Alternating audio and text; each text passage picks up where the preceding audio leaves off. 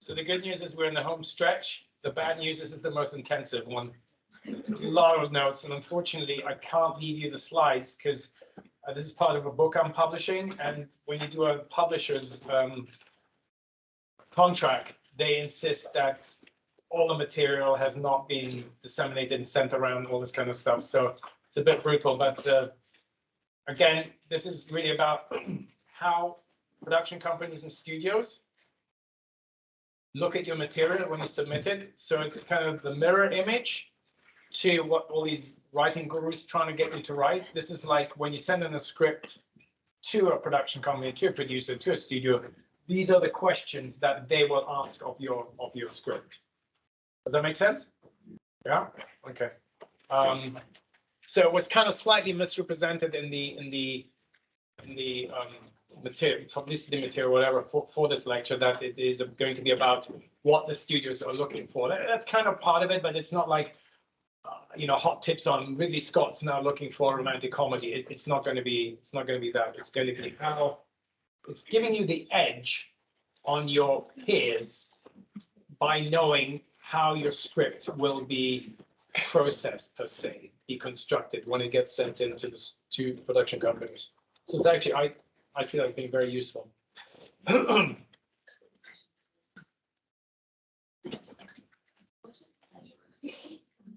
Okay. Can you hear me? Is this working? Yeah, good. Guys at the back, can you hear me? Yeah. All good? Excellent. Okay. All righty.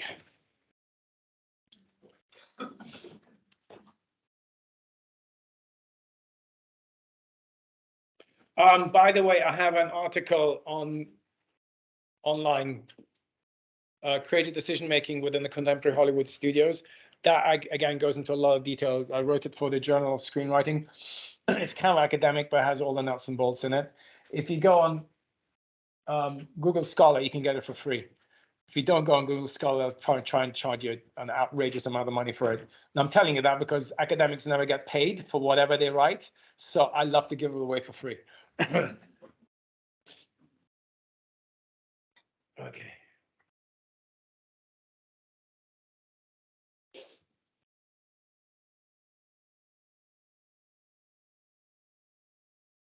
Alrighty then.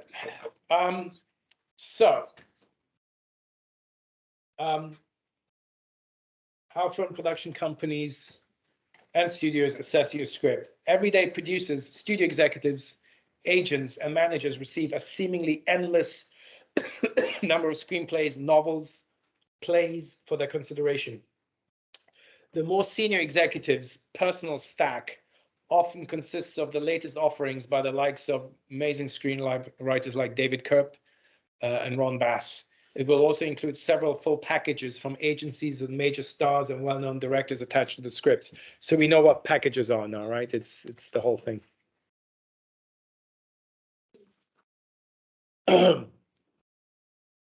It is impossible for these people to devote the necessary time required to all the material they receive. So they need to prioritize. As a result, the majority of scripts by non-star writers are sent to readers, also known as script analysts, which is the job I did at MGM. These will provide detailed notes, also known as coverage, and either recommend the script to the producer, agent, or etc., or pass on it. So if the reader gives a pass to your script, then it's not going to go anywhere. It's not like the producer is going to say, I'm still going to read it or so on. You basically, the journey stops. So the name of the game becomes, how do I impress the reader with my script so that it is recommended? Okay. Again, this is getting behind the scenes, addressing the politics, and again providing you with information so you can steer around all these inanities in the industry. Okay. Script analysts or readers are very hesitant to recommend scripts. Why? Because they're scared of losing their jobs, which can easily happen if you recommend a project that the person you read for does not like. It makes them think that you do not share their taste and can create a lack of trust. So that's how you can lose your job. I was fired 3 times for recommending scripts when I was an analyst, one of which actually was produced elsewhere and another one was optioned. So I think I knew what I was talking about, but the people I was reading for obviously felt I don't share their taste, and out the door I was. What is the easiest way for an analyst to keep their job? Turn most things down. If you don't recommend anything, you're not going to get fired. At the same time, the best way of securing a promotion is to find an outstanding script and make your boss look good. Okay, so again, this comes down to this business of what can you do for me? Strategic thinking. It's a nerve-wracking business, without doubt. A friend of mine who was a reader at Fox found the script for Speed, the Keanu Reeves movie with Sandra Bullock. And as a result, he went on to be the studio executive in charge of a lot of movies, including Independence Day, which was a colossal hit for the studio. So found the right script as a reader, got it turned into a sleeper hit, which Speed was, made a colossal amount of money, got a huge number of promotions, and the rest is history. So how can you get that elusive recommend?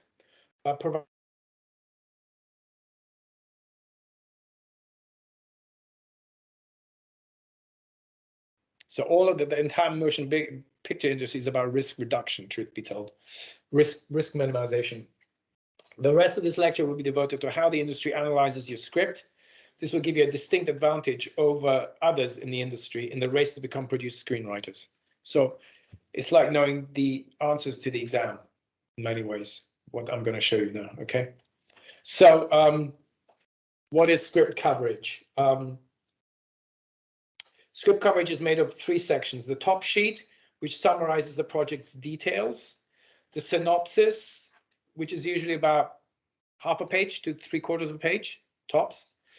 Contains a condensed description of the screenplay, and a comment page, which is usually a page, page and a half, in which the reader gives their detailed opinion of the script. The following is an overview of the synopsis and comment sections only. So I will get to more detailed analysis of what they're looking for afterwards. This is purely looking at this 2-page document that will get passed on your script. The synopsis should convey the tone of the story, as well as include all pertinent facts and incidents. You're retelling the story in your own words. So this is a synopsis of a synopsis in many ways. The key points to address. The concept. What is the concept? Is this a strong concept? Is the concept strong, but its execution weak? Is the concept uninspired, but the script well written with strong dialogue and characters? The reason why they ask this question is at times you will get actually not at times, quite often, you will get a script coming in with a great idea, like something like, The Truman Show or Speed, very high concept piece, but the writing is just very mediocre, very so-and-so. So that kind of feedback basically suggests that maybe the writer doesn't have it to take the script to where this needs to go, but it's worthwhile optioning it. And then usually what happens is they give it to another writer to actually flesh out. Or you will get the opposite, which is basically so-so concept, but bloody brilliant writing, great characters, great, structure, great pace, great, rhythm, all this kind of stuff. And that kind of gets the writer in a position where, as I told you, everything's about data these days. Everything's about data, how you behave, how good a writer you are you good with female characters, male characters. I mean, the level of detail is quite amazing.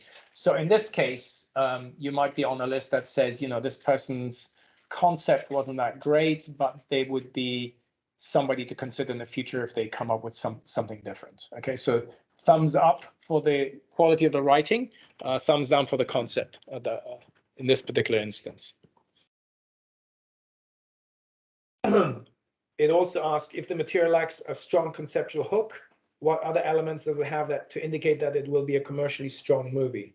So this shows that studios are actually quite fairly open-minded. So they'll say, look, the usual meat and veg of a successful screenplay might not be fully there, but does it have something else that might see it succeed at the box office?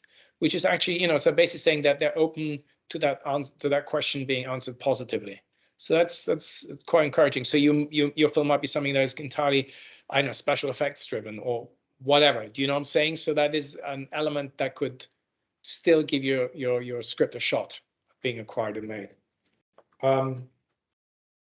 And are there any other movies that have used these similar elements effectively? So again, you know, this is unusual script, but this kind of thing has worked in X, Y, and Z.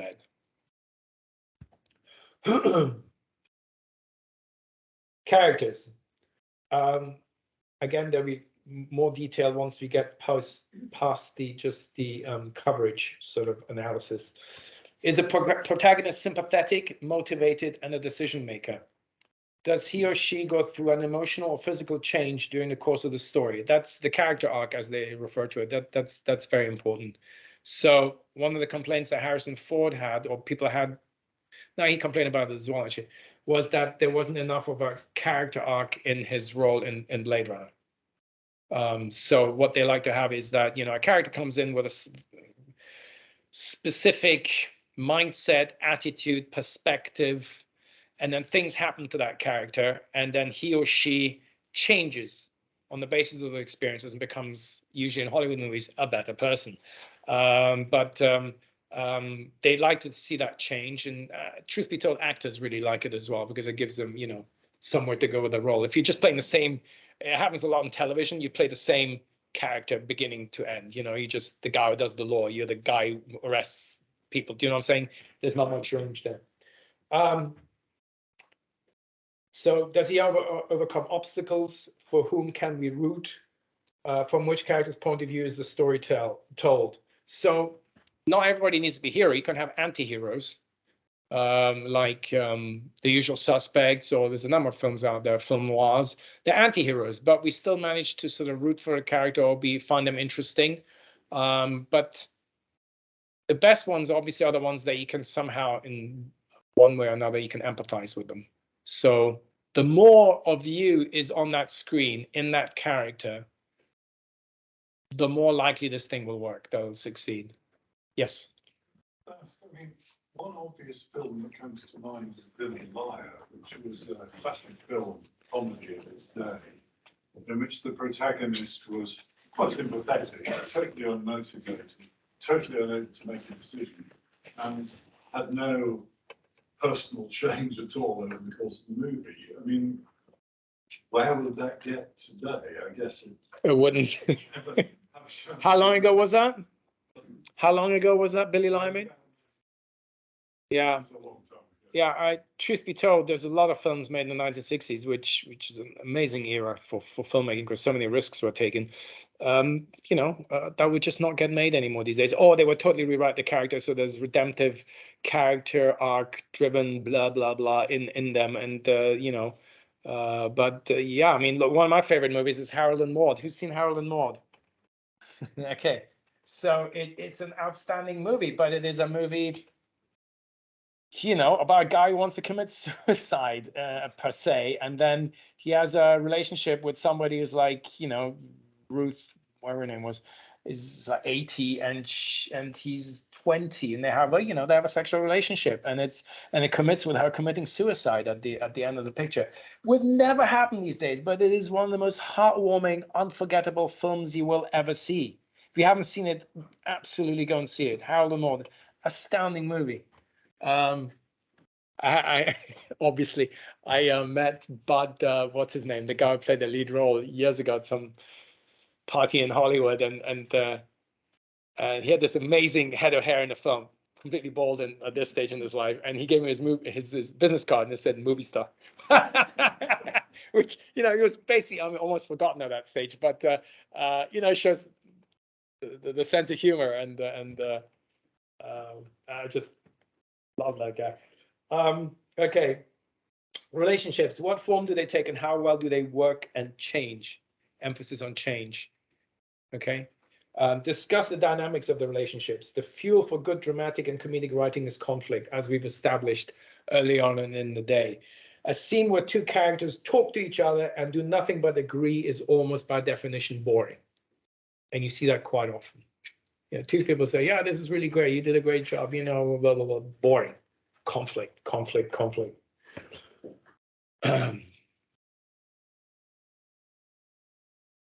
Jeopardy. What is at stake? Is the threat significant and real? So what I stopped watching the Bond movies before Daniel Craig, and then there's the Star Trek franchise as well, and then I've really always tried to avoid anything to do with Star Wars. Any movie where a bunch of guys are shooting each other and they either die and it's kind of holistic and there's no blood and nobody really seems to get hurt, or they keep shooting, like the average gun has 315 bullets in it, and there's never any downside when you pull a gun on somebody. I know guns, I've fired guns. You fire a gun very close to somebody, they will be traumatized. I mean, it's a really loud explosion when you fire off a semi-automatic 9mm near anybody. That's why you always have to wear headgear and so on and so on. So when they start and there's no deficit, there's no consequences. Do you understand? I get really bored on those things. So what did it for me when Star Trek, the Batman franchise as well, it was ridiculous. But when it got to a stage where you pull a gun on somebody, or there's an explosion, or there's some kind of violence and so on, there's actually a realistic reaction to that violence. That is very important. A lot of these franchises have had a new lease of life, Bond as well, because they started to take the violence as a consequence. You pull a gun on somebody, it's a horrific thing to do, and just to do it and then crack a smile and just go bang, bang, bang. So those days are pretty over. So what this is basically referring to is it larger than life humor? Or is it realistic? And nowadays, if you want to go get ahead, it's avoid larger than life. Those days are well over. So if you bring a gun into the equation, there's consequences, and you need to show your characters reflecting that.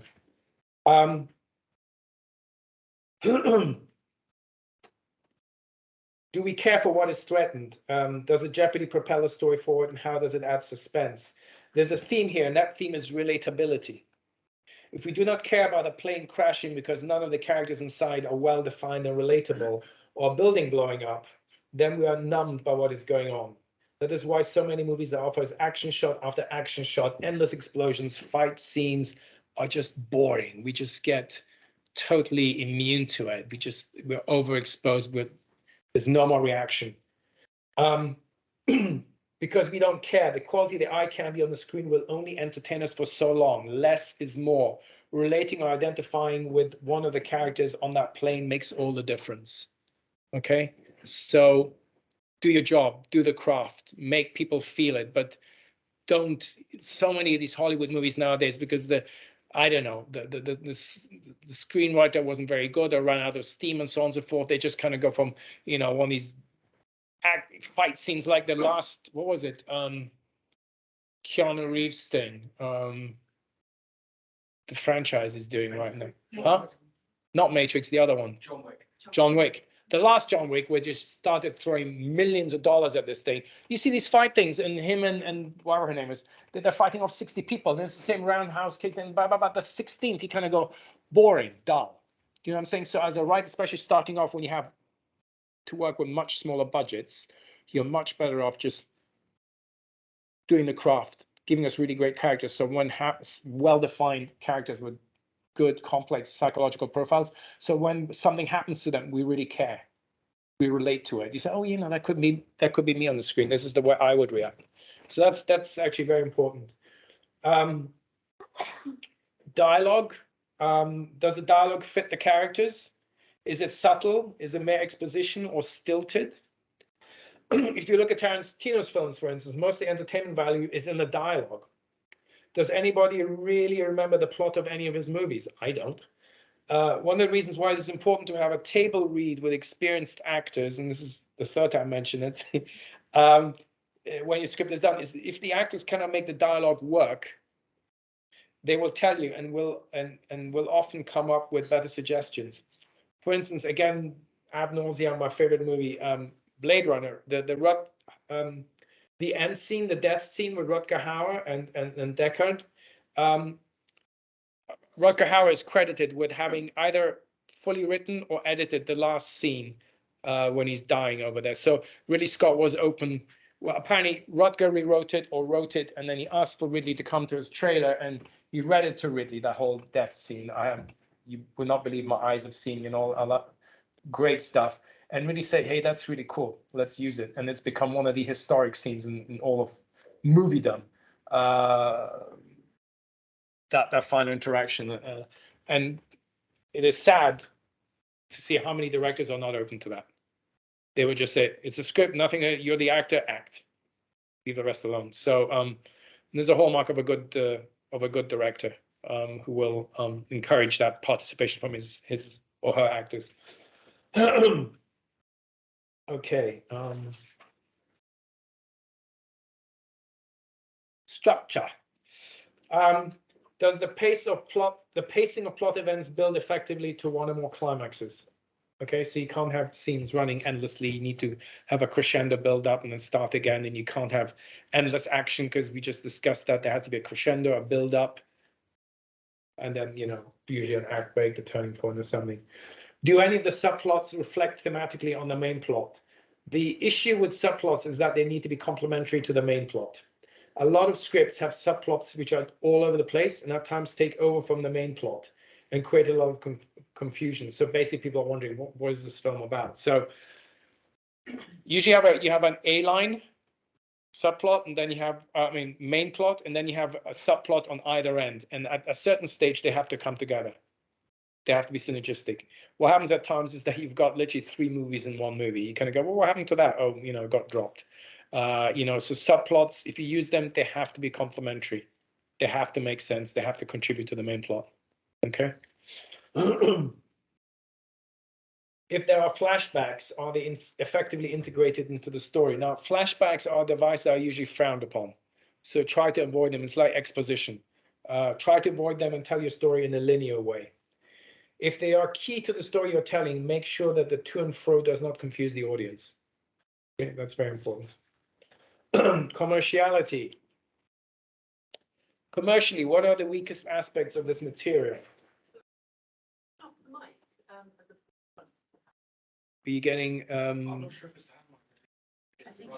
What are you getting? You're getting. Didn't have it before. Wait, put it somewhere else. Are you getting this weird banging, huh? Is it static? That usually means it's close to some electronics, isn't it? No, it was rubbing under a jacket. Okay, tell me next time, by the way. I don't think we can actually hear you. Okay. No, it's right in my face. Yeah, when you turn your head away, it's very directional. Can't win. Okay, let's try it here. Testing. Are we now? We good? Okay. But stop me in case we have the same problem again. Commerciality. So I repeat myself.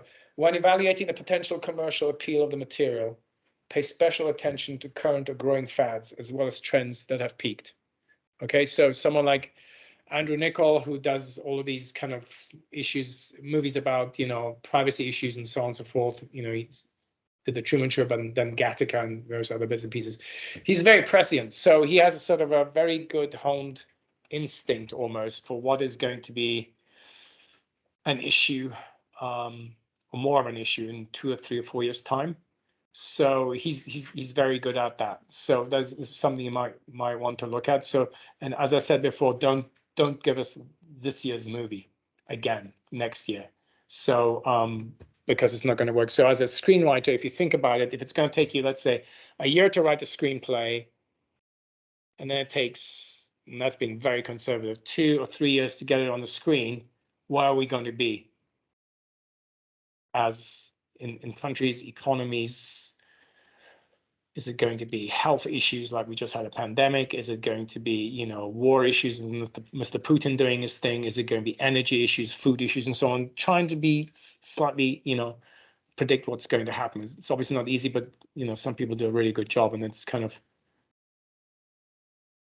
if you can do it, do it. If you're concerned about it, try and avoid bits that could possibly date your script in 2-3 years' time. That's the other side of that equation. But you don't want anybody turning down your script saying, that's last year's news.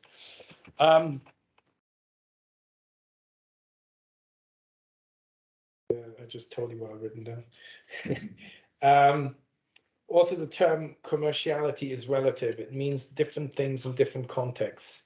So for a $200 million film, commerciality means making in excess of $600 million. Okay, so that's what's at stake. For a $5 million film, 15 million is great. So you're in a completely different situation. You cannot use the same elements to get independent film fans to see a film as you would in a big studio picture. They are, by definition, looking for more character-driven narratives, as well as plot subtlety, and probably, taking a few more risks in an independent film. So be aware of the difference. When somebody talks about commerciality, it's not an across-the-board statement. It has different meaning in different contexts.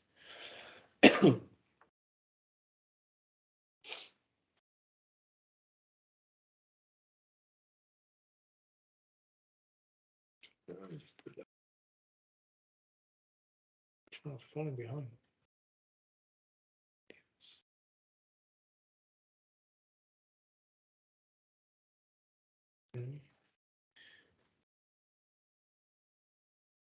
Seven. Oh, short ahead.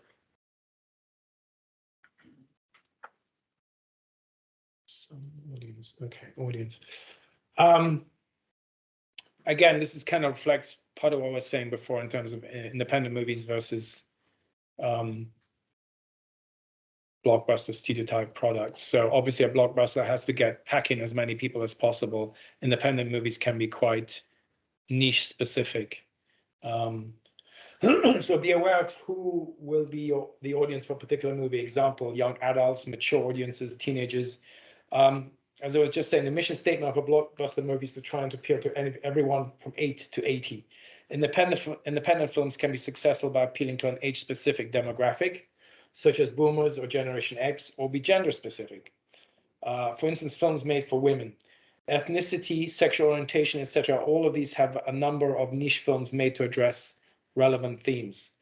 So if you want to make a film, I don't know, gay and lesbian movie, just bear in mind that you're not going to be able to tap into the same blockbuster grade audiences. So you need to make it for a much smaller demographic, which will determine the budget that you will get, which will determine the scope of your picture. So don't try and avoid writing, a very niche genre to a really huge budget, because it's just not going to get made. That's the reality of it. These films, when made for a budget, can do very well by appealing to these demographics. I produced what they call an urban film a few years ago, which did well in the United States. We sold it to Warner Brothers, but it did less well overseas as people were unable to relate to the African American experience. So people in Japan or China were not interested in our movie because of the racial element, despite the fact that it was actually a very accessible romantic comedy. But again, people pigeonhole movies. Elements. Evaluate any information listed in the elements field. Make a judgment of an actor's addition to the commercial draw of the movie based on stature, previous roles, recent awards, and audience response. A similar judgment should be made about the director, also taking into account his or her ability and success with the type of material under consideration. So elements, the word as such, applies to scripts which arrive as part of a package. So we've talked about packages. The component parts are referred to as elements. So be it the actor, the director, and so on. These are all elements that add value. So there's a director attached with a likely bankable actor as well. In this case, there's also a producer in place who has done all of his or her work, and the project is submitted less in order for the production company or studio to acquire the script, but for it to provide production finance to get the film made. So it's an entirely different type of submission.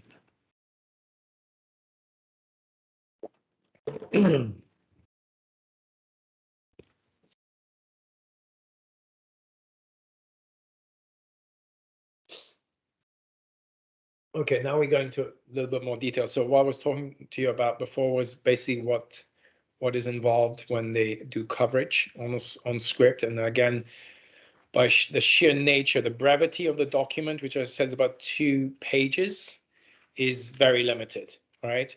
So when the studios get more serious about projects, they will ask a lot more detailed questions about the script, the novel, the play, the article, whatever it is. So this is what we're going to do now. So back to character. Are the characters believable?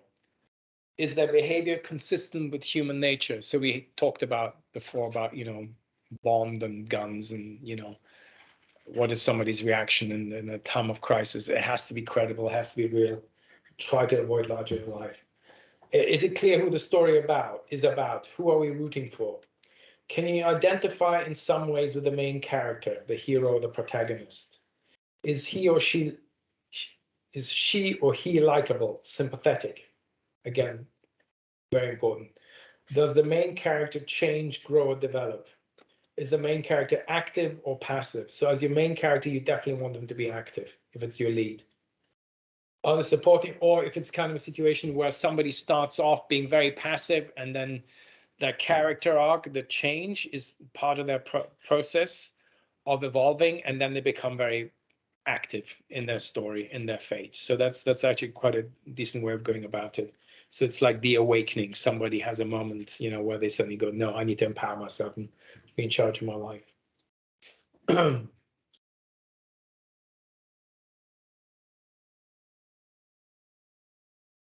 Are the hero and the antagonist evenly matched? So that's quite important. If the antagonist is a real pushover, then the hero is not going to be really challenged, are they?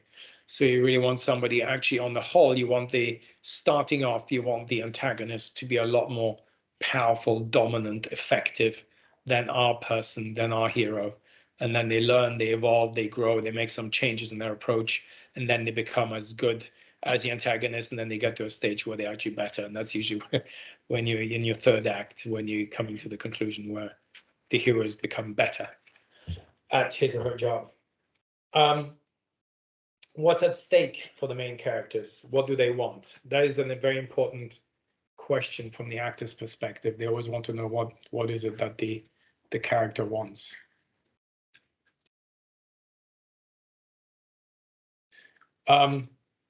Is it a good story? Is it compelling? Is it involving? Is it conflict and what the story is about clear from the very first pages? So that is especially in Hollywood scripts, they really want to know what this is about very, very early on. And if they don't, they tend to move on. So scripts which take a long time to hook you to get to the point, however good they become after page 10, are going to have an uphill struggle. Does the script flow, or are the scenes choppy or confusing? Does it have a strong narrative drive, or does it ramble?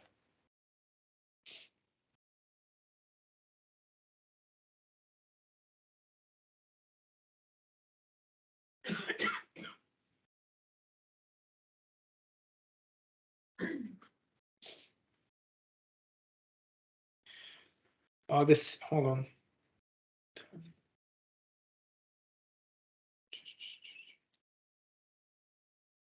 Okay. Are the scene transitions smooth and visually interesting? Scene transitions we're just talking about choppy scenes. They have to really flow into each other. So you don't want transitions which are very abrupt, where the audience is left wondering what is going on, what happened in the previous scene. There has to be a reason for one scene to go on to the next. That's very key. And if you're writing a novel, if you're writing a play, whatever it is, the transition has to be smooth and there has to be a follow-up, a reason for it to go from A to B. So that's very important. The opening scene, again, depends on what kind of script you're writing. Obviously, if it's an action type piece or it's a crime piece, it has to be very visual. It has to be really quite exciting. It has to really grab you. That's where literally every Bond movie opens up with a chase scene, and you don't really know who's chasing who. Well, you know who's chasing.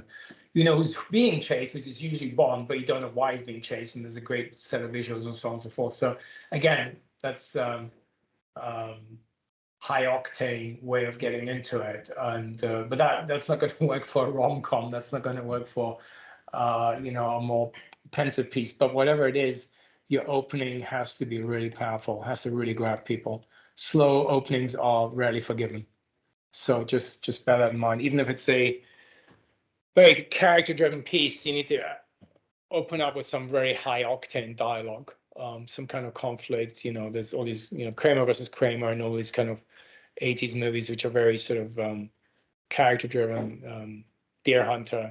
I mean, look at, you know, the wedding scene in Deer Hunter, and these are all very powerful, well done scenes, but you got to grab people really quickly. How's the exposition handled? So, truth be told, that's a trick question, because the industry also frowns, like flashbacks, they frown on exposition. So I constantly get writers who are not writing a scene from the perspective of the camera, and they kind of go, scene of blah, blah, blah. Jeremy is a 25-year-old lawyer who has had a bad breakup in his marriage, blah, blah, blah, blah. And you kind of go, how the hell is the camera going to show that to anybody? How that, you know, so you have to make sure that characters are like onion peels, right? You this layer after layer after layer after layer. So that's very important. So again, look at what you just written from the perspective of the camera. Is the camera going to be able to get this thing across that this is a 25-year-old lawyer who's just gone through a divorce and so on and so forth? If not, you need to layer it in. And there's a number of ways of doing it. Number of ways of doing that. Usually I prefer talking to actors about that, because there's a lot of things you can do from the actor's perspective to show these kind of things. But you know, you want to try to avoid the obvious with him saying, opening the scene like saying, well, that was a hellish divorce. or something along those lines. You know what I'm saying? That's where your skill comes into it. But again, it's a hallmark of a beginning writer when they have those scenes where, you know, somebody's described at length as being so and so. This is a guy, you know, he's been a surgeon working in a war zone for 15 years. He's come back to the. How's the camera going to show us that? Okay, that's really very key, and it is seen as a sign of being a beginning writer when you do things like that. Does the story get rolling quickly enough? So we talked about that. Does the second act sustain your interest? So at times what you get is the first act is really powerful, gets to the point, you've got us all interested, we want to find out more, and then your second act just completely runs out of steam. Okay, so we talked about rhythm, we talked about pace. Not everything can be super paced. There has to be, you know, an up and down, without doubt, but don't let your second act flag. So it's like you're killing time between the great first act and then getting to the, you know, conclusion, the third act, where it's all, you know, pretty fast moving. So just bear that in mind. A lot of scripts are let down with the slow second act. Another thing that happens at times is that the major characters are introduced too late. Okay, if it's a major character, we want to basically see them from scene one. If they're introduced, you know, 5 or whatever pages later, that doesn't work. Again, it's a sign of being a neophyte writer, especially if you want to get a fairly major actor to play the role. Those guys want to be in right from the beginning in every scene. So just bear that in mind. That's part of the structure of your script.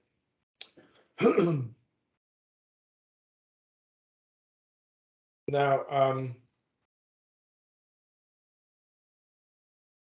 do the villains get their comeuppance? Does the punishment fit the crime? That's typical Hollywood, isn't it? I mean, if the bad guy doesn't get their comeuppance, you haven't done your job right.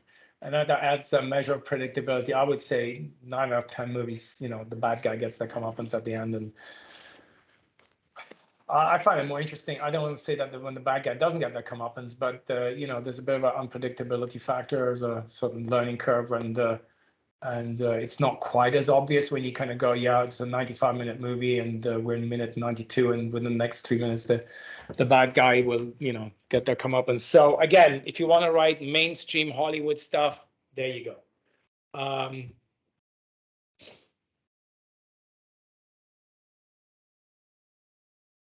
Does the writer follow through on all of his or her storylines? So again, this is almost talking about subplots again. Don't get committed to too many subplots, and then don't deliver the goods. Don't close off on them. You got to finish all of these things off.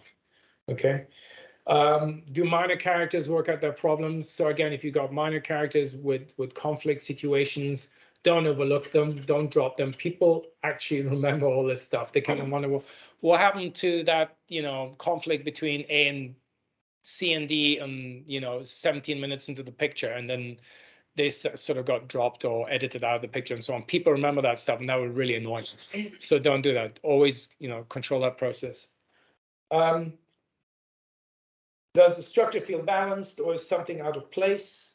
Is the ending satisfying? Does it leave you with that so what feeling? So satisfying doesn't mean that, again, the bad guy gets it and the good guy wins and so on and so forth. It just has to be satisfying.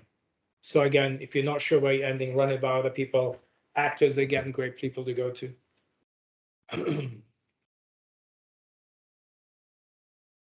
Dialogue. Does it sound the way people really talk? Is it consistent? Do people stay in character? One of the big problems is at times a lot of the characters all sound the same. I think a couple of you were mentioning when we did the exercise that you felt that your characters were sounding the same. Be aware of that. People always come up to me and say, well, what happens if someone's got a regional accent, or they have a, they're Welsh or something, or they're from the south of the United States and so on and so forth. Should I write it accordingly? On the whole, the advice is don't write it in standard English, but just you will find that people from different regional backgrounds have use dialogue in a different way, on a certain order, or perhaps to use a more flowery language, or so you can definitely use that, but don't start, if someone's talking a Scottish accent or something, don't start writing it as if, to reproduce a Scottish accent. But you can always just say this person's from Scotland, or this person's from Wales, and so on. And but don't write the actual, make it sound, try and make it sound Scottish.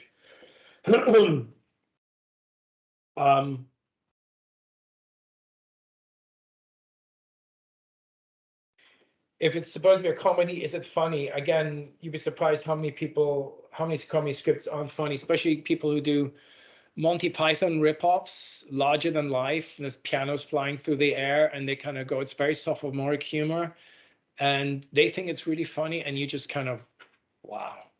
I mean, deadly dull. And there's a lot of scripts like that that do the rounds. Again, not everybody has a talent for comedy. Make sure you're a genuinely funny person before you put pen to paper. If no one's ever told you that you're funny, and your jokes tend to be flops at the pub, then you might think twice about that. But again, actors are brilliant people to run these things by if you want to do comedies. Does the dialogue track well? That is, does one speech flow naturally into the next? That's fairly obvious. Be aware if the script is too stagey or too talky, relying too much on dialogue and not enough visuals. So we're in a very visual medium. There's writers like David Mamet, and to a certain extent David Hare, and various others who, and truth be told, Tarantino, were very, very dialogue driven, and they're really entertained that way. Others are not as good, and on the whole, the emphasis in the industry is use visuals first, tell your story visually through images, and then almost as a last resort, use dialogue. So you're almost going back to the days of Charlie Chaplin, silent movies, and so on and so forth. Try and tell your story visually as much as possible.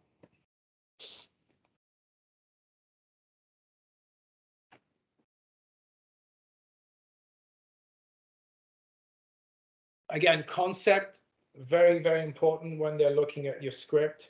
Is there a strong conflict? We've discussed that. Will the main idea of the film grab an audience? Is there a hook, some reason for people to get off the couch and actually go out to see a movie?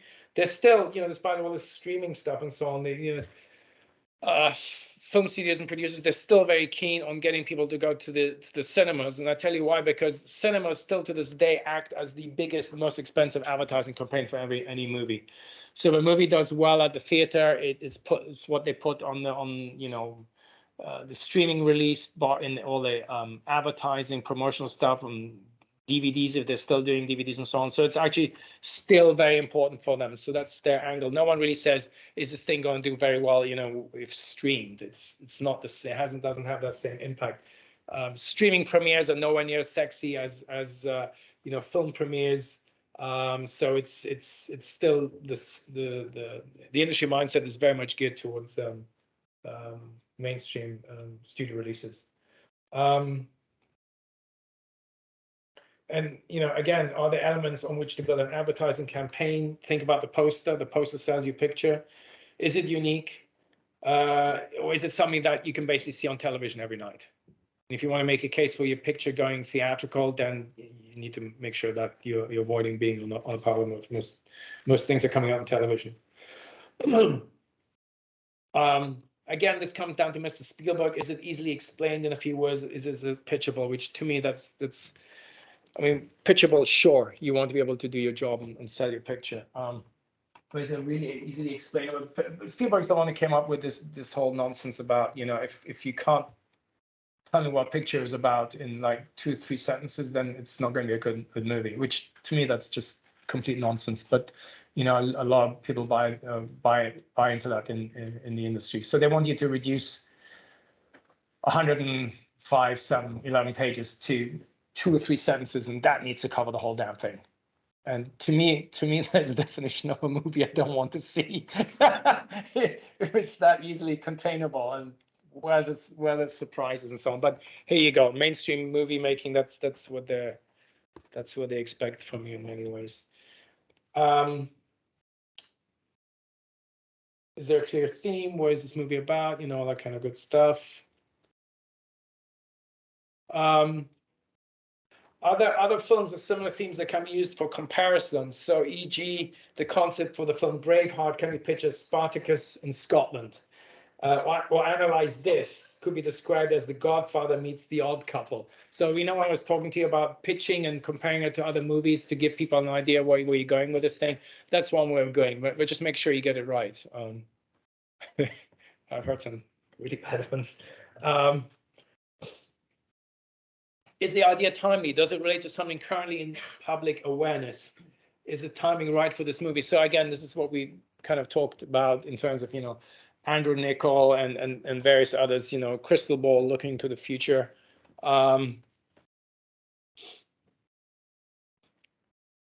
If something is very timely, for instance, what's going on in the war in Ukraine and Mr. Putin in terms of, you know, controlling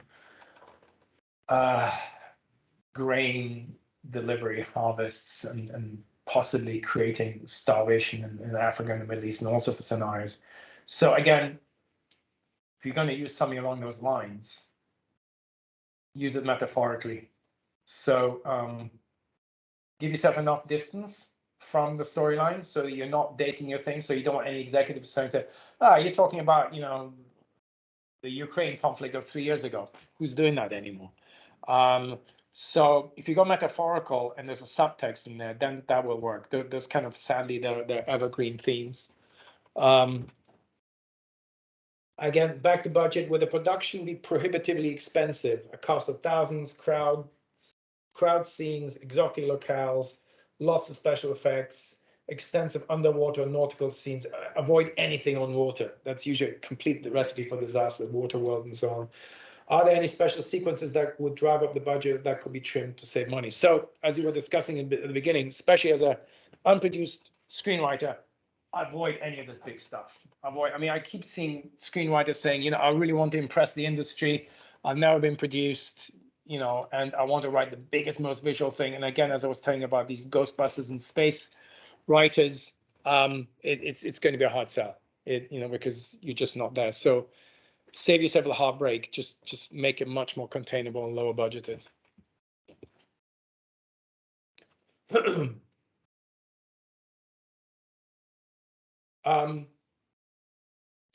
At times also they say, you know, especially going to a studio or certain production companies, if a movie is below a certain budget, it just doesn't make sense for them to do it, however good this thing might want to be. You know, the studio can just not make its money back. So when they did all these movies like Dennis Hopper film, Easy Rider. And there were a number of films made at that time, like Easy Rider, or that budget, which did really well. You know, they were like, I don't know, $5 million movies, and they did very well. They made $50 million. But as a movie is such a complex beast, and there's so many people working. A studio is such a complex beast, and there's so many people working in it that unless a movie makes a certain amount of money, it just doesn't make economic sense for them to do it. So again, if you're talking to certain production companies that do certain types of films and they're over that threshold, you're not going to get very far from them because they just can't service their overheads with this kind of thing. So so at times someone like an outfit like MGM will say, well, you know, you're making a great case for making a great movie for very little money, but that's not what we're in the game of. We need to, you know, be above that. So, but there's definitely a lot of production companies in the UK and in the United States that do these lower budget movies, and they really appreciate the fact that you're putting a lot of bang for the buck on the screen and providing a lot of eye candy for it for the money. So pros and cons, just be aware of it.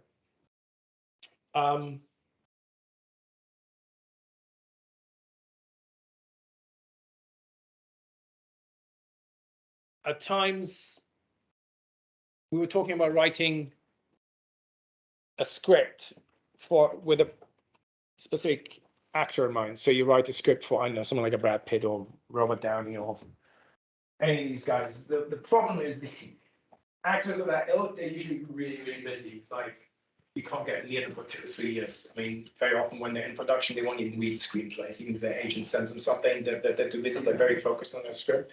So you could be in a weird situation where they either say no, or they say, or you can't get through them for 2 or 3 years. So what happens if that character, the actor you've written for actually says no?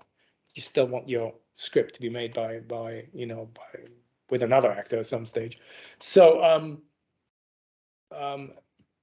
so that's the pros and cons to that equation. Same thing applies to directors. If you wrote it for a certain specific director in mind who has various idiosyncrasies, be aware of that person could pass. So you have again, you want to ensure that your script has as much of a chance of getting made with somebody else as possible. So just factor that in. If they pass, before sending it out to others, I would really rewrite it and streamline it, and maybe take some of those idiosyncrasies directed at an actor or director out, because the next person will turn it down if it's too specific to somebody else. Again, comparisons, what other films does this resemble in terms of potential budget? This is risk reduction. This is trying to make the executives, the producers, feel safer about their choices. If you show them other movies that have had the same elements, reasonable budgets, similar budgets, and that have worked, that have made money, that have been successes. So again, that's the entire mindset of these executives, is how can I make money with this thing, and how can I make sure I don't get into trouble over it? The interesting thing is with Hollywood movies, when something flops, you would think that is actually most movies that flop, even independents. When something flops, it is an incredibly useful arena to deconstruct that process and find out why something flopped. What was wrong with it? Was it the script? Was it the acting? Was it distribution? Whatever. And actually, it never happens. As soon as a movie flops, a film flops, they just run for the hills. A lot of people get fired. And the last thing they want to do is be associated with film in any shape or form. And from my perspective, actually, that's when it gets really interesting, because that's when I was looking at Blade Runner. Why did it initially fail at the box office? Why has it been a success since? And there's so much to be learned from the failure of movies. But as I said, usually they don't look at these things at all and don't learn from them. And as a result, repeat the mistakes in other movies. Casting suggestions, again, at times the writer will make just suggestions. At times it will be written for a specific actor in mind. Is that casting going to be a problem for the studio? Is the actor going to be unavailable, too expensive? If it's $100 If you've written a movie that is basically a $20 million budget, but the actor wants 20 million, you have a problem. At times, that is actually a prevalent problem, is when a script just has too many roles, too many characters. So the key roles don't get anywhere near as much attention as they should. And especially when you're reading it, this is a real problem, especially as somebody who's had to read hundreds of scripts and analyze them and so on and so forth. If I'm on my second script of the day, and you present me with 14 characters in the first 5 pages, you're going to lose me. Don't do it. On the whole, my advice to you is do a great job with max 3 characters in the first 5 pages. So I know who they are. You've given me fairly detailed psychological profiles, as detailed as you can go on within 5 pages. But don't give me this avalanche of characters in the first few pages. You're just going to lose me. And if you lose the script analyst, you know, you're gonna get a pass. So be aware of that. Don't overwhelm the reader.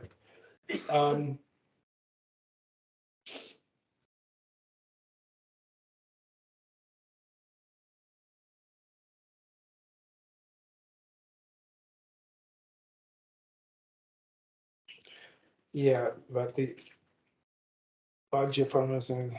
Yeah, I mean, there was a while there for about 4 years in Hollywood. Every second script came in, and they would say it's written for Brad Pitt, and that just got a bit overwhelming. And especially if you can only do 2-3 movies a year.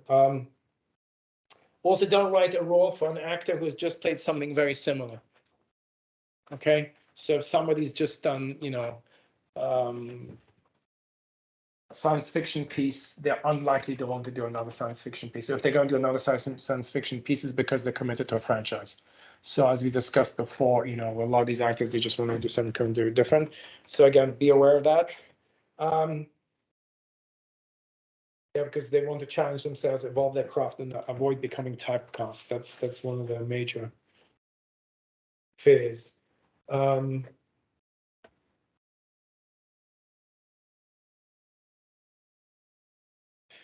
Relationships, what form do they take? So this has been between characters. What forms do they take? Are they friends, lovers, enemies? How well do they work and change? Again, change is really key in all of this I'm telling you. Discuss the dynamics, the movement of the relationship throughout the story, especially if you're writing character-driven pieces. This is some of the most complex writing, these kind of relationship-based interactions. Very hard to do, and you need to be subtle and realistic. Again, if you write a scene like that, the greatest shortcut I can advise you on is be friends with actors and get 2 or 3 actors to read the scene, and they will tell you immediately if it works, if it doesn't work, and how to improve on it. Instead of sitting there tearing your hairs out, just get the actors. Jeopardy. What is at stake in the story? Is the threat significant and real? Do we care for which is threatened? Audience. Again, who's the audience of the film? What segment of the movie going public? Demographics would pay £7 to see this movie. Example, kids under 12, teens, sophisticated adults. Is there really a readily identifiable niche that could be targeted with this film? Is that audience large enough to justify the cost of the picture? So this is what we discussed before. Don't write a niche movie for a blockbuster budget.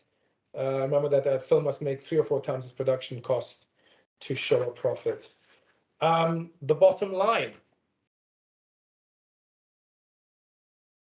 If you ran a studio and could only make 10 movies a year, would this be one of them?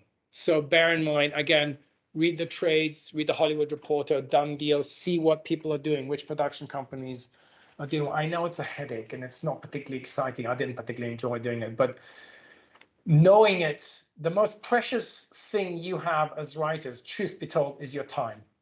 And it's incredibly easy to waste your time. And people in the industry will happily waste your time. I used to go to several meetings a day, and with development people at major companies, and you say, yeah, I just met with people at Ridley Scott's company, or you know, whoever else, and you kind of go, great, you know, and nothing would happen, nothing would happen, nothing would happen. And you can spend years doing that. You know, you can say, well, I've taken 36 meetings this month. Where's the payday? Where, you know, where's the credibility? Where's, you know, how am I paying my rent? And so this research allows you to be a lot more effective. So when I stopped being an analyst and I went and became a junior agent, and this, you know, was involved in Tarantino's team and so on and so forth, I was making about literally 65 plus phone calls a day to various production companies and so on and so forth. And you know, after a month, I hadn't sold anything. I hadn't made any money. It was really depressing. I was getting like a crook in my neck and having to go to a chiropractor. And I was like, I'm doing all these calls. Why is nobody buying anything? And I sat down and I deconstructed the industry. I said, look, who actually has to make movies in this town, in the industry? Who are the people who can actually, if somebody says to me, I'm going to make a movie, it means something. They have the power, the ability to make the movie. And so from usually all these hundreds of development people, I went to, there was like literally 14 people in town at that stage who, if they said, I'm going to make a movie, I would end up with a deal and there would be money, and you know, maybe we get eventually made. And so what I did is I completely changed my way of working. I said, okay, I'm going to need to do business with those people. Forget about all the rest. They're complete waste of my time. So what I did was, and I was like 20 years old, I had no fear, and I called up all the studio heads, which seems quite outrageous, really. and in all, I think I called about 12 people, heads of also significant major production companies and so on and so forth. And out of 12, 8 answered. I ended up doing business directly with 5 studio heads. And then 3 of the others kicked me down 1 step to the person below them. So there was the senior blah, blah, blah production at the studio right behind. But that senior person felt comfortable kicking my scripts upstairs, because if it backfired on them, they could always say, well, hey, you, the boss, told me to deal with this person, so I'm just passing this stuff on. So that's the thinking behind it. That's the politics behind it. So I went from doing 65 calls a day, I went to literally doing 10 calls a day. But when I did that and somebody said no, then I knew that was really a no from that studio, because the chief decision maker said no. The residue you're always left with, if some development person or somebody says no to you, they're very low on the totem pole. You never know whether the head of the company, the director, the actor, the producer wouldn't have said yes to your script, but they will never find out about your script because you're in the system as being passed. So you're done. So again, my advice to you is do your networking, do your social media, blah, blah, blah. Try and get to the decision maker. And again, look at the difference in equation, 10 calls versus 65 calls. The amount of time that is involved. You're catching up, leaving messages, callbacks, blah, blah, blah, blah, blah. You're at it all day. It just saps your energy. And writing is not easy. It takes a lot of energy, a lot of commitment. You know, when I was doing it, I'd constantly hear these friends of mine be working for all these banks and like saying, oh, we're going for a holiday to the Caribbean. What are you doing? Trying to pay my rent. And you know, and oh, look at our photos from, you know, skiing Gustave. You know, what are we up to? Trying to pay my rent.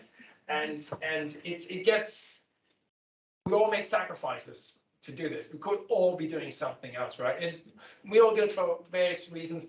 The driving factor, I would say, is, you know, we enjoy the process. That's what I'm trying to help you make it as enjoyable as possible. But also, you know, the creative process and the reaction, the interaction with great actors and potentially directors and so on and so forth. So it's considerable, you know, the process, if it is enjoyable, definitely keeps you going, and it's fun.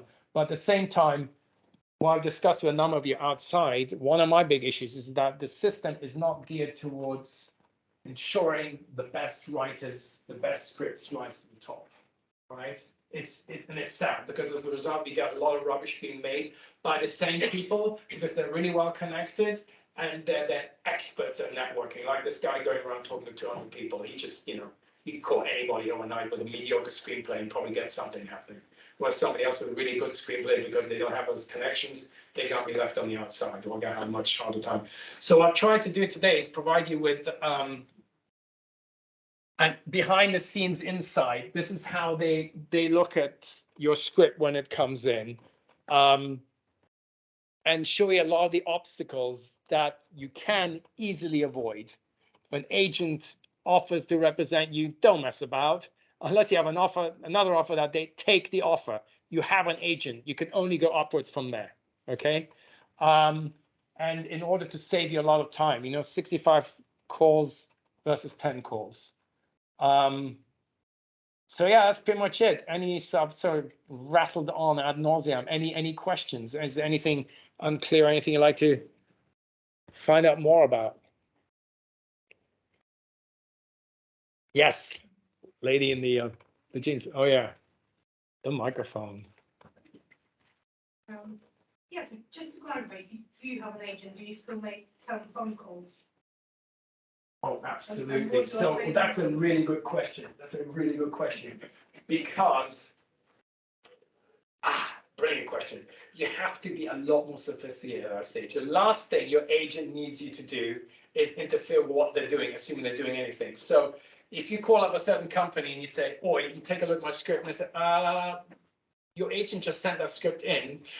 You don't want to make your agent look bad. Or you don't want to call up a company and then your agent calls a week later and says, I've got the script from this hot new writer. Say, yeah, she called us last week and we've read it and passed it. So you need to be very careful. So on the whole, the way I would handle it is go out, network. Having an agent, especially a good one, will automatically get you a lot of credibility. So, okay, this person's legit. Okay. And not just legit, but you've reached a certain standard, because agents have a pretty high threshold in terms of, skill, having learned the craft as a screenwriter. So that automatically gets you credibility. Go out, network, and if somebody says, I like to read that script of yours, contact the agent, get them to make this submission. That's how you make your agent happy.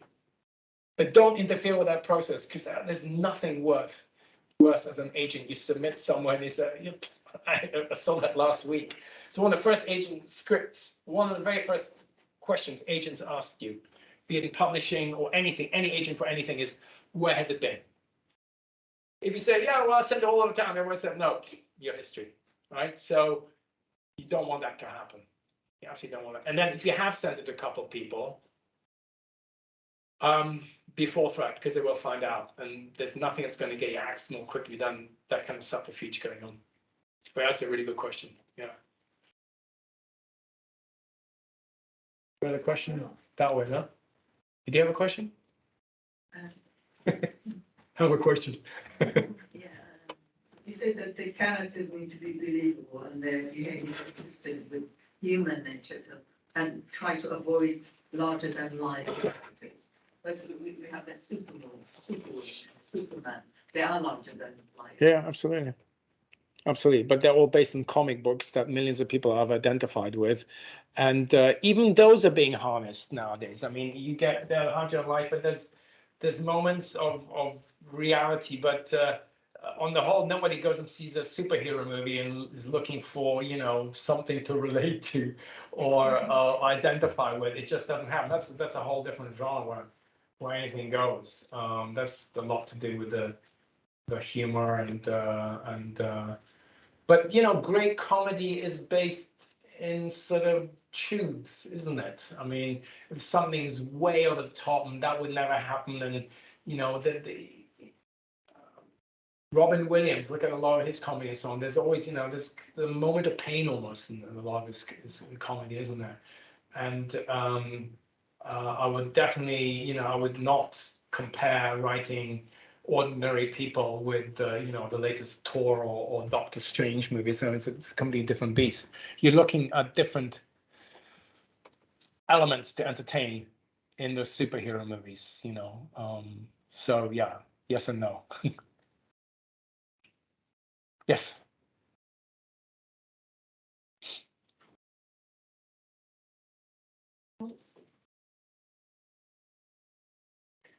To what extent do you lose control of the script if it gets optioned? Do you, as a writer? Really good question. You lose complete control of your script. Absolutely.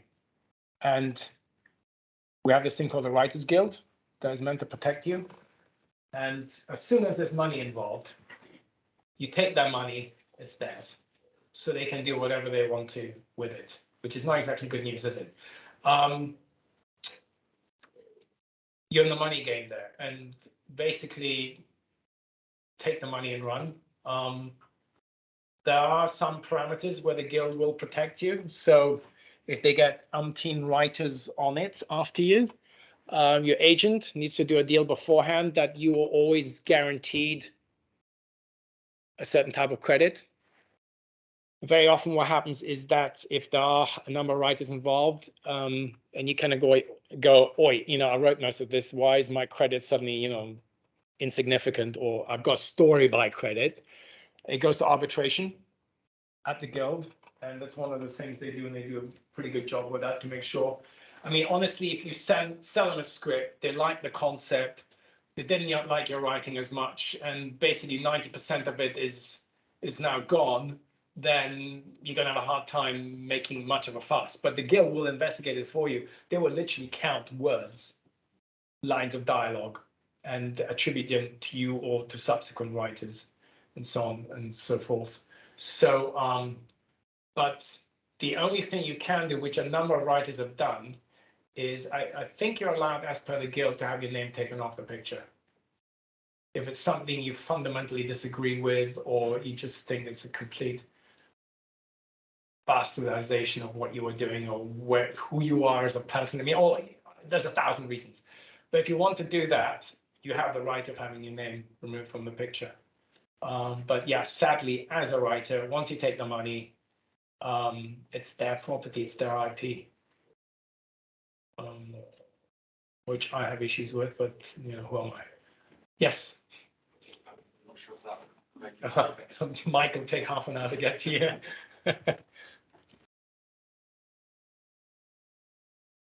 just on that. I don't know if it's working.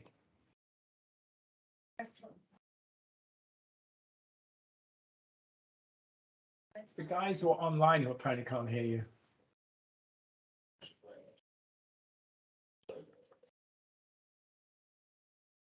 This is good. Just speak loudly. Yeah. If you were sort of starting off as a screenwriter now, Yes. would you put more effort into trying to find an agent, or trying to find a up and coming director who you can work with? 100% the latter. Truth be told, I was an agent. I just dealt with a mass of agents over the last 2 years. On the whole, they're pretty much a waste of time. If you don't, Oh, there you go. There's a mic. if you don't mind asking, how come you stepped away from being an agent? It sounds like it's probably. I didn't enjoy the process anymore.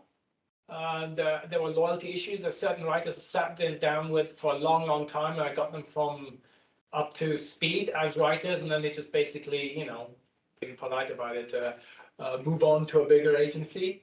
And there's a lot of you invested in these things. What a lot of agents do to survive, they keep their clients at a distance. So they come and they go, it's like Heathrow air traffic. We don't care. We barely know them. Last 3 agents I've had, out of 4 agents, I met with 2. I mean, admittedly, we had this thing about COVID, but I know they don't care. Don't look to an agent as a friend or any of that kind of stuff. Probably get hate mail now. So if they're being forthright, that just you are expendable. So you either are the kind of client that sells something really quickly, or the other thing that happens, one of the mistakes I made was I had an offer from a really big agency, like, wow, one of the biggest agencies. I said, cool, I want to go with these guys. And so obviously, yeah, when I went out there, I said, oh, with this agency, they were like, oh, cool, you must be pretty hot. And the only problem is your agent has so many like $1 million clients on that book that you being a non-$1 million client means that, you know, maybe there's 5 minutes at the end of the day they'll devote to you. They just don't have the time. As the last agent, phone that agent said, I don't have the bandwidth. So you get lost in the shuffle. So it's actually a really complex thing to find the right kind of agent. Because I was telling you before, the effective agent versus the guy, you know, throws the pass on the wall and in the hope that something will stick. And my advice is forget about all of this agent, manager, blah, blah, and the hope that they will get your script to so and so and so forth. Quite often, the response between creatives is a lot better than it is between agent and creative, if that makes sense. So if you're talking to a director or another writer, they will see you as, or an actor, they will see you as a fellow artiste in the realm of filmmakers, you know, and they will have a different relationship with you. There's no business thing in the middle of say, oh, try this idea, go in that direction, you know, and so on and so forth. Where there's an agent involved, there's immediately, oh, okay, this is about money, this is about contracts, I don't want to get sued, you know, I don't want to get ripped off and all this kind of stuff. So when I'm telling you, go on social media, try and connect with as many of these people as possible, and just, you know, make friends with them. And you can definitely do it. And getting your career jump started with that way, you know, much better place. And then if down the road, a lot of people decided they don't need agents. They have a lawyer, and it just, you call up the lawyer, there's a script for sale, or you want them to do a rewrite or whatever it is, and the lawyer cuts the deal, and you're off. You don't have to pay the agent quite a lot of commission. So an agent can definitely be helpful, especially if you want the big agencies and they can do all that packaging thing, because then you go from script to having a full package, almost a movie, really quickly. Very quickly. Whereas very often in other instances, when your script goes out for sale, then that producer has to go and find a director and has to find an actor and so on and so forth. The whole damn thing comes together package. Guess what? You got to get a lot more response out of production companies and studios much more quickly. So yes, to give a long answer to a short question, I would totally go for the second option. Find really cool people you want to work with, make some great movies, surround yourself. A lot of people just go from film to film, working with the same people, and then your scripts just get bigger and bigger and bigger and bigger, and then all these agents and managers and lawyers and so on, they're your slipstream. They do what you want them to do, not the other way around.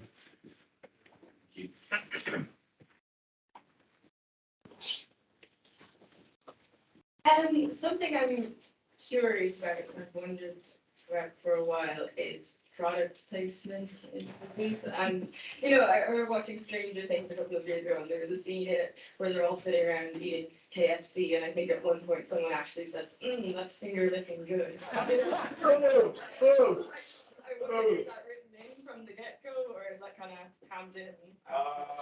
Yeah, that's actually, I did a film a few years ago that had something to do with the wine industry, and I didn't have to buy a bottle of wine for like 2 years. So it's really important nowadays, a product placement. You definitely don't want it to be as obvious in your face as like finger looking good, but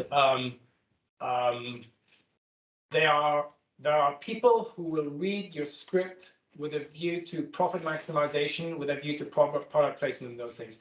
And some of these companies will put a lot of money into movies. I mean, a lot.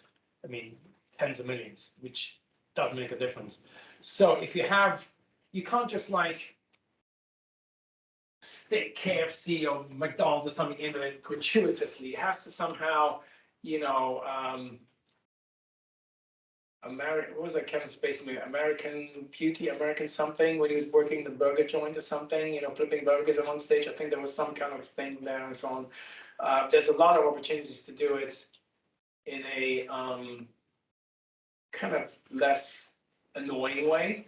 But yeah, I mean, if you can make a case for your film to showcase something and still really have a legitimate raison d'etre to be a film, not just this long commercial for some Nike product or something, then yeah, absolutely, it is sadly it is important. I remember the guys on my film I was really jealous of this. All the actors were literally, everything they wore was Nike. My director didn't wash his clothes. At the end of the week, he'd get a new package from Nike. He'd just wear a whole bunch of new Nike stuff. I was like, excuse me, I'm the producer. I put this all together. Can I have some Nike? No. It was, yeah, it's just these companies are absolutely there. Mac, Apple, laptops. You see how many laptops you see in films constantly. You see a big Apple thing. Oh my God, so many film productions at the beginning of the shoot, they get like 20 laptops. Easy. Straight from Apple being delivered. So no, it's a biggie. It's a biggie. So, but again, if you make it really obvious, you're going to turn off the creators. If it can be done a subtle way that is still complementary to the storyline, blah, blah, blah, are definitely the producers and you've got to understand, when a movie's made nowadays, if Warner Brothers gives you $100 million to shoot a movie, it's not like you as a producer can go, cool, I've got 100 million, I'm going to go and spend it on the best sound stages, the best price, on the best offices, on the best catering, etc. Oh no, you don't. You have to spend all of that on Warner product or Paramount product, and guess what? It's 3 times the price of anywhere else. So most of these films, before they actually leave the gate of the studio's already made their money back. So when they say we haven't made money, it's well, you know, the 80 or 100 million never left. Well, out of 100 million, 20 you probably have to give to the actors and stuff. So 80 million will never leave the gates. So the mathematics behind the financial equations are quite complex, but the vast majority of films the studios make out like bandits. They get a lot of money. Even if usually the producer, I'm still to this day, I get statements from Warner Brothers about how well my movie's doing financially. And for some reason, every time there's an uptick in the revenue on the movie, somehow their expenses went up. It's almost a joke. I should show my latest statement from Warner Brothers when I do these lectures. It's actually really annoying. But what are you going to do? You're going to sue Warner Brothers? You can't sue Warner Brothers. They're way too big. I need these studios. Yeah. Any other? Yes. You mentioned producing this film. If you wanted to get into sort of producing a movie, producing a TV show, is it completely reckless to have lived experience in other aspects of the industry, like writing, acting? That's a really good question. So the more you know, if you know quite a lot about acting, if you know a lot about writing and so on and so on, you will get a hell of a lot more respect from the people who are working for you. Because you need to give, if you're a producer, you're working on writers, you want to give them notes. We just talked at length about rubbish producers or executives giving writers notes that are just, you know, incomprehensible, complete rubbish. Take them into directions that they shouldn't go if you want to end up with a good screenplay. Same with actors. If you're a producer, you're in a casting session. I've done massive casting sessions. If you're a casting session with a director and you don't know what to look for in an actor or to give them adjustments in their performance, you're a complete waste of space. And others will notice and they will not trust you in your judgment calls, your decisions as a producer. So definitely find out as much about these things as possible. And one of the really good ways of doing that is by being an assistant to a major producer, director, actor, and so on and so forth, and just, or agent, or just imbibe all of this, absorb it like a sponge. So that's a really great way of doing it. But you can definitely start small. You can, a lot of these film school guys, you know, they do a short and then they go from the short to a full feature. And they learn along the way, and that's a much more contained sort of environment. And they reach out to the best actors they can find, and initially they're not that great, and nothing is particularly great, but you learn, you improve, you grow, you develop, and then you start doing a lot more interesting stuff. It's a learning curve, which is totally legit. So if you want to start producing, I would suggest 2 ways: either become an assistant to somebody, or you know, something on the set. A lot of people I know were runners on set. I was a runner I worked for Merchant Ivory and on the set, and you know, I had to do all sorts of crazy things. And or you know, get involved with film school grade productions where everyone's happy, well, not happy, but they make mistakes and they learn from them, they grow and they develop, and, you know, they win, I don't know, the Fuji Prize at some film festival type situation, and then they move on from that, and they just get better at what they're doing. So that's two ways that come to mind that tend to work. Thank you. Any other questions? How long can we go for? Until past. It kind of blows our pitching out of water, doesn't it? Does anybody want to? We've got like 5 minutes. Do a quick pitch. Does anybody have it in them, or you're out of steam? I've kind of exhausted you. You want to go for a pitch? Go for it. What are you gonna do? Elevator or 5 minutes or? I'll just do elevator. Go for it. So guys, let's do this as a team. I've thrown a lot at you. You have a much better understanding of how to critique things now, in terms of what needs to be in a story and a pitch and so on and so forth. So let's all give him feedback. If you have something, obviously, to contribute, don't do it for the sake of it. But if you have a way of helping him improve his pitch, that's really what I'm looking for. Okay? An apocalyptic storm, a killer on the loose. The battle for humanity's future starts here, and it's an apocalyptic thriller that's the Stand meets Shaun of the Dead. Okay, that's like really short elevator pitch. I would be careful about the battle for humanity's future. There's a lot of it out there, and it's also promising a lot, and it's taking you into a really, really high budget direction. So if you're gonna go in that direction, I would say, give me a twist. Because as I said, there's quite a few narratives like that, and say, you know, what is going to make your handling of that theme different from others to get my interest? Because otherwise I'm going to say, sounds kind of familiar. But yeah, I mean, it's got all the big visuals, and it's very promising. But again, you've got to put your mark on it much more than you just done that. And you can afford, even an elevator pitch, you can afford to go a bit longer. Okay. Does anybody else have any feedback for him? Yeah, my thing would be, who's the character? Who am I going to engage with as an audience member? So I'd like to know a little bit about who the main protagonist is. Yeah, what's your entry point? For your character's entry point? Yeah, it's a good point. Mine. See, sitting close to each other, showing ideas. One niggling little point, I think we used the word twice. Oh, no, yeah, I did actually. Yeah, you did. I freestyled a little bit at the end there. Yeah. Guess what? We all do that when we're pitching. I'm just transcribing hours and hours of interviews with all sorts of people, and boy, do we do it repeatedly. I mean, I'm cutting out probably 20%, 25% is just ums and ahs and repetitions and repetitions and repetitions. It's just the way we communicate, which when you listen to somebody's recorded conversation or you transcribe it, it's kind of it's kind of odd. I mean, you'd think we'd be doing a better job, but we don't really do it. So that's totally legit. It's just, you know, just the way we do it. Any more feedback? Okay. Yes. In like a small hamlet in Wales. Wales is coming up a lot today. That's just me.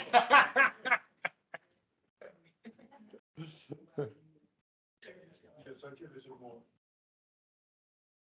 Give it a twist, you know, kind of go, the future of humanity is something, but these two mice will never, you know, whatever. Do you know what I'm saying? Just come and hit them out of nowhere, you know. Okay, that's different, you know. Yeah, I've got a longer version, but I assume that was more the kind of, I've gotten too brief, I think. You've gone too brief, yeah. Yeah. But I mean, there's some strong beats, some strong visuals, which is very, very good. A lot of times when there's a pitch, somebody will just talk my ear off.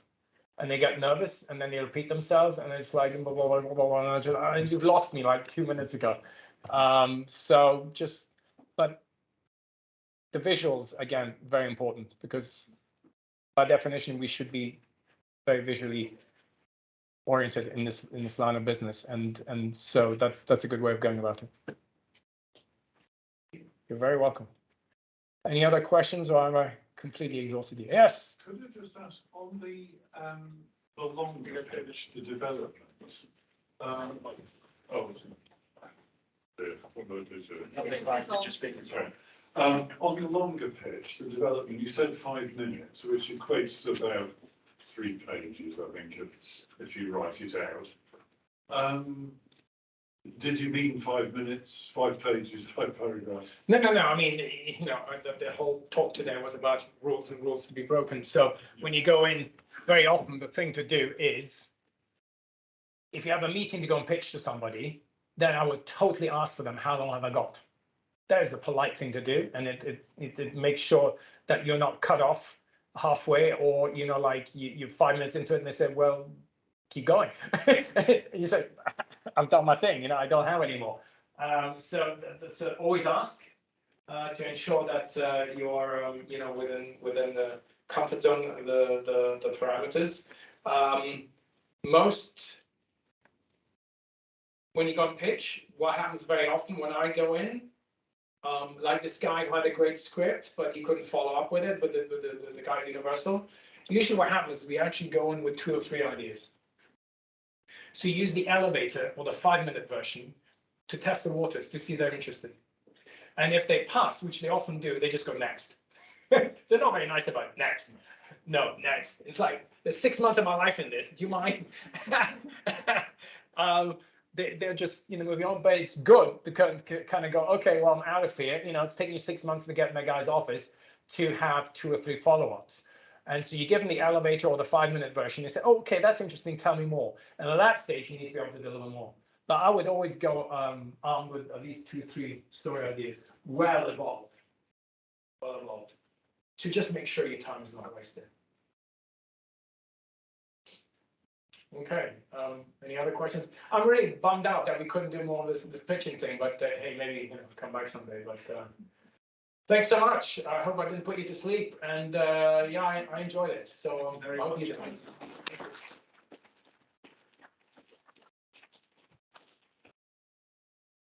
Sure, you're welcome, Jeremy.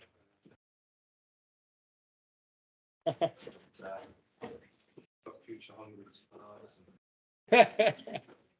Anyway, if anybody needs to see me now, I'm going to be here for a few minutes. If you need to arrange anything with me, email me, please.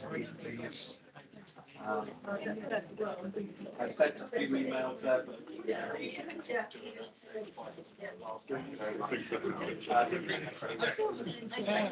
Good luck. Yeah. I'll see what your final reading and celebration, etc. So I get that. That's it, really. Thank you.